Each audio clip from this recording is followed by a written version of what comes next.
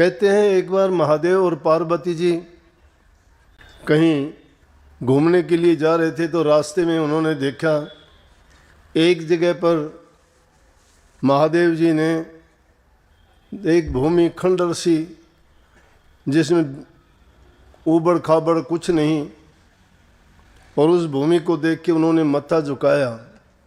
तो पार्वती जी कहने लगी कि आप किसको मत्था झुका रहे हो? यहाँ ये बंदगी किसको की है? ना यहाँ कोई मंदिर है, ना मस्जिद है, ना गुरुद्वारा है, यहाँ तो खंडर भूमि है। ऐसी क्या चीज़ है? कहने लगे इस भूमि पर आज से 5000 वर्ष पहले महापुरुष हुए थे और उन्होंने वहाँ कदम रखे थे। जहाँ महापुरुषों के कदम टिकते हैं, भगवान भक्तों का जहाँ आना जाना होता है, वो भूमि पवित्र होती है। इसलिए इस पावन भूमि को मैंने नमन किया है। चलो वहाँ से जब निकले तो कुछ आगे गए, आगे जाके फिर एक जगह पे फिर उन्होंने मत्था झुकाया। बोला कि अब क्या है? वहाँ तो ये था, लेकिन यहाँ भी ऐसी जगह है, यहाँ भी कोई कुछ ऐसी चीज़ नज़र नहीं आती कि जिसको आपने बंदगी की हो। कहने लगे कि यहाँ आगे आने वाले समय में बहुत बड़े बड़े सत्संगों के आयोजन होंगे। ये वो पावन भूमि है जहाँ पर भक्तों के चरण रखे जाएंगे, यहाँ रहने वाले यहाँ बैठ के भक्ति करेंगे। तो जो भूमि या जिस जगह पे संत लोग, भक्त लोग आके प्रभु का गुणगान करते हैं, उनकी भक्ति करते हैं, वो जगह बड़ी पावन और पवित्र होती है। तो यहाँ आने वाले समय में इसी प्रकार के आयोजन होंगे। इसलिए मैंने भी ये सोचा कि देखो कितने दिन से हम आते जाते रहते थे, अनेक प्रयास भी किए, इधर उधर कोई ज़मीन दूसरी देखे आश्रम के लिए, लेकिन घूम घुमा के यही जगह अपने लिए तैयार थी। और जब इसके लिए प्रयास किया तो हमें मिल गई है। बात थी कि देखने में सब कहते थे जी अब बहुत अच्छा हो गया। हाँ, वो कैसे? बोला कि अब तो पूरी ज़मीन होगी, इसमें गाड़ी भी खड़ी हो जाएंगे, आराम से भंडारा भी होगा, कितनी संगत भी आओ। तो ये तो आपने पहले ही एक नंबर पे ही संगत ने ये दिखा दिया कि और बढ़ा के देख लो, हम और ज़्यादा आ जाएंगे। बहुत अच्छी बात है। समाज में बहुत सी कुरीतियाँ हैं। आज की पीढ़ी कुछ कुरीतियों के कारण, कुछ गलत चीज़ों के सेवन के कारण भटके हुए हैं। और ऐसे वक्त में उनको चाहिए कि अच्छी शिक्षा मिले, प्रभु की भक्ति का गुणगान करके उनको जीवन का कल्याण करने के लिए, सुखी जीवन जीने के लिए और बुराइयों से त्यागने के संदेश अगर दिए जाएं तो मानवता का कल्याण होगा, एक अच्छे समाज का जन्म होगा, जिससे हर प्रकार की सुख, शांति, समृद्धि और खुशहाली होगी। ये मार्ग ऐसा है कि जिस पे चल के न केवल इंसान अपने जीवन को सुखी बनाता है, बल्कि उसके साथ साथ वो अपने इस जन्म मरण रूपी रोग से भी छुटकारा पा लेता है।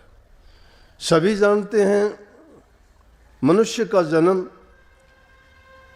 बहुत शुभ और नेक कर्म करने के बाद, कितने जन्मों के बाद हमें ये अवसर मिला है।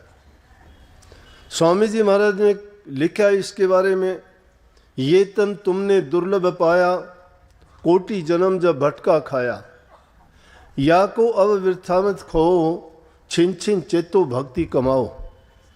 भक्ति करो तो गुरु की करना, मार्ग शब्द गुरु से लेना। बातों को समझने में चूक हो सकती है, लेकिन महापुरुषों की वाणी को अगर कोई समझ भी जाता है तो समझो कि उसका मनुष्य का जन्म लेना सफल हो जाता है।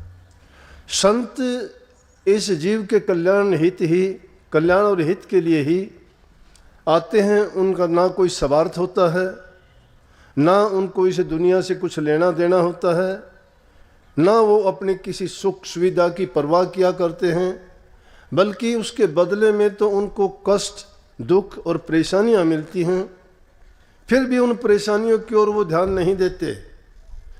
क्यों नहीं देते? कि वो जो मिशन लेके आते हैं वो अपने मिशन पे काम करते हैं। उनका मिशन क्या होता है कि मानव कल्याण का, भटके हुए जीवों को रास्ता दिखाने का, समाज में फैली हुई कुरीतियों को दूर करने का।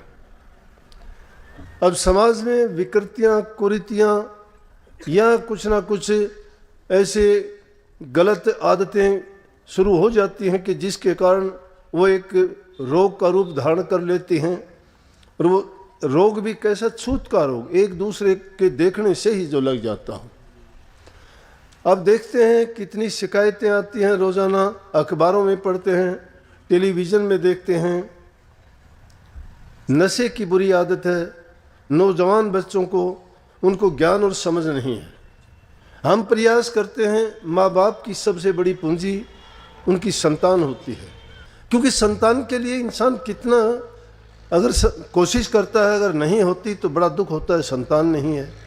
उसके लिए क्या क्या नहीं करते हम, कभी वैद्य के पास, कभी डॉक्टरों के पास, कभी ज्योतिषियों के पास, कभी पंडितों के पास, कभी ओझा शाणे सेवड़े महात्माओं के पास जाके मिन्नत करते हैं कि बाबा मुझे संतान नहीं होती, मेरे ऊपर कृपा करो। रात दिन उनकी यही एक ख्वाहिश रहती है कि संतान हो जाए, संतान हो जाए, क्योंकि हर जाति का, हर जीव का ये एक जन्मजात मानो या उनकी ये उस महाकाल द्वारा दी गई एक ऐसी रीति है कि जिसके अनुसार हर जीव चाहता है उसकी जाति आगे बढ़े। इंसान भी चाहता है कि मेरी भी संतान हो, संतान की भी संतान हो। संतान से चाहे उसको सुख मिले या दुख मिले वो अलग बात है, लेकिन वो उन योनियों की बात है जिन योनियों में वो भोग योनियाँ हैं। इंसान की योनि भोग योनि नहीं है, ये कर्म भूमि है। कर्म योगी बन के इसमें जो अपना कर्म कमाता है, कर्म को भी पहचान के करता है। धर्म कर्म जो करता है वो अपने जीवन को सुधार लेता है। तो वो जीवन ऐसे नहीं मिलता। कोटि जन्म भटका खाने के बाद इंसान का जीवन मिला है, दुर्लभ पाया है। लेकिन जिनको ये मिला है वो समझते नहीं इसका महत्व क्या है। वो नहीं जानते कि मेरे जीवन का कितना महत्व है। उनको पता जब लगता है कि जब उनका कोई अंग भंग हो जाता है, किसी को पैरालिसिस हो जाता है, उसको पता लगता है कि शरीर का क्या कीमत, क्या कदर है। जिनको आंखों से दिखाई ना दे, अंधे हो जाते हैं, उनको पता लगता है आंखों की क्या कीमत है।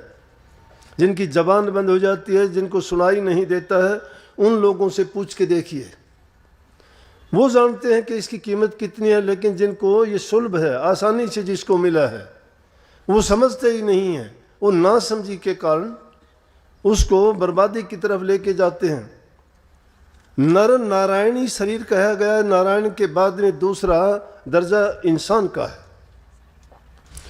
तो इसलिए इंसान को चाहिए कि जिस संतान को पैदा करते हो, पैदा करने के बाद तुम्हारा फर्ज अभी बहुत बाकी कुछ होता है। और सब फर्जों में सबसे बड़ी बात है कि उनको अच्छी शिक्षा देना, अच्छे संस्कार देना, उनको सही रास्ता दिखाना।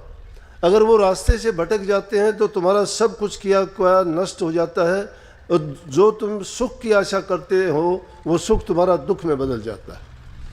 इसलिए उनको धन की ज़रूरत नहीं है, उनको कोठियों की ज़रूरत नहीं है, उनको तुम्हारे और जो साधन तुम इकट्ठे करके उनको देते हो, चाहे वो किसी भी तरह से आप उनको कमाते हो, इकट्ठा करते हो, चोरी से, छल से, बेईमानी से, हेरा फेरी से, रिश्वतखोरी से, किस लिए करते हो? कि उनकी संतान सुख पाए।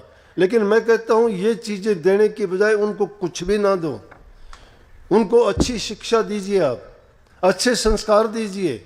हमारे शास्त्रों में लिखा है, पूत सपूत धन क्यों संचित, पूत कपूत धन क्यों संचित। पूत सपूत है तो धन संचय करने की जरूरत नहीं है। सपूत होगा वो अपने आप कमा के अपना लालन पालन खुद कर लेगा।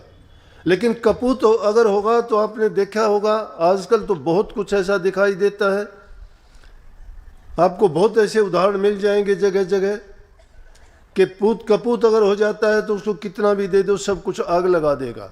ना घर रहेगा, ना जमीन रहेगी, ना जायदाद रहेगी, ना पैसा रहेगा।